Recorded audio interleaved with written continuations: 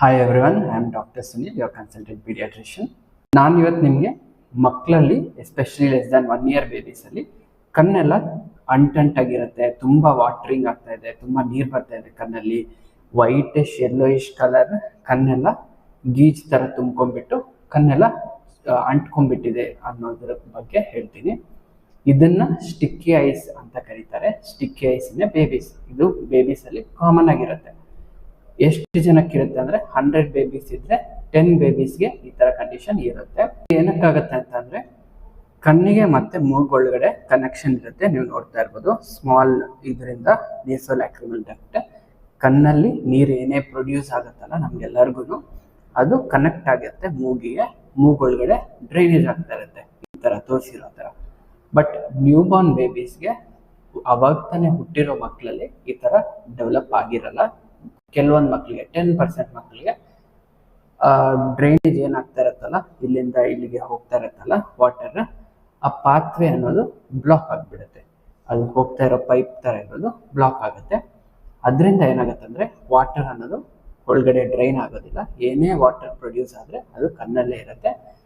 ಮಲಗಿದ್ದಾಗ especially ತುಂಬ ಹೊತ್ತು ಮಲಗಿರುತ್ತಲ್ಲ babies ಮಕ್ಕಳೆಲ್ಲ, ಅವ್ರಿಗೆ ಏನಾಗುತ್ತೆ ಅಂದರೆ ಆ ವಾಟರ್ ಅಲ್ಲೇ ಇದ್ದು ಈ ಥರ ವೈಟಿಶ್ ಕರ ಯೆಲ್ಲೋಯಿಶ್ ಕರ ಡಿಸ್ಚಾರ್ಜ್ ಥರ ಬರುತ್ತೆ.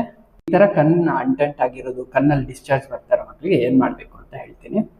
ಫಸ್ಟ್ ಆಫ್ ಆಲ್ ಈ ಥರ ಬೇಬೀಸ್ಗೆ ನ್ಯಾಚುರಲಿ ಅವರು ಗ್ರೋತ್ ಆಗ್ತಾ ಇದ್ದಂಗೆ ಈ ಥರ ಡಕ್ಟ್ ಅನ್ನೋದು ಚೆನ್ನಾಗಿ ಬೆಳವಣಿಗೆ ಆಗುತ್ತೆ, ಅದು ತಂತಾನೆ ಹೋಗುತ್ತೆ.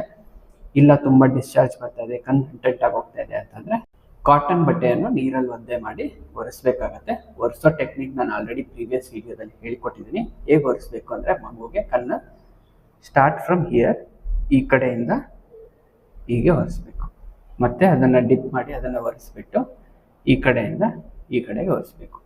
ಅದು ಒರೆಸೋಕೆ ಮುಂಚೆ ನೀವು ಕಂಪಲ್ಸರಿ ಹ್ಯಾಂಡ್ ವಾಶ್ ಮಾಡಬೇಕು. ಅದು ಒರೆಸಾದ್ಮೇಲೆ ನೀವು ಮಗುಗೆ ಮಸಾಜ್ ಮಾಡಬೇಕಾಗತ್ತೆ.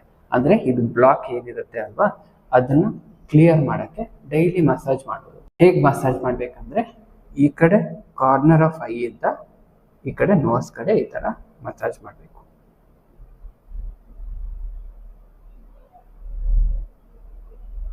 ಈ ಥರ ಮಸಾಜ್ ಮಾಡಬೇಕು.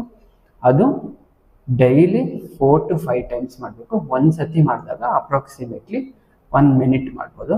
ಈ ಥರ ಮಾಡಿದ್ರೆ 90% ಚಿಲ್ಡ್ರನಲ್ಲಿ ಈ ಸಮಸ್ಯೆ ಏನಿರುತ್ತೆ ಅದು 1 year ಒಳಗಡೆ ಹೋಗ್ಬಿಡುತ್ತೆ.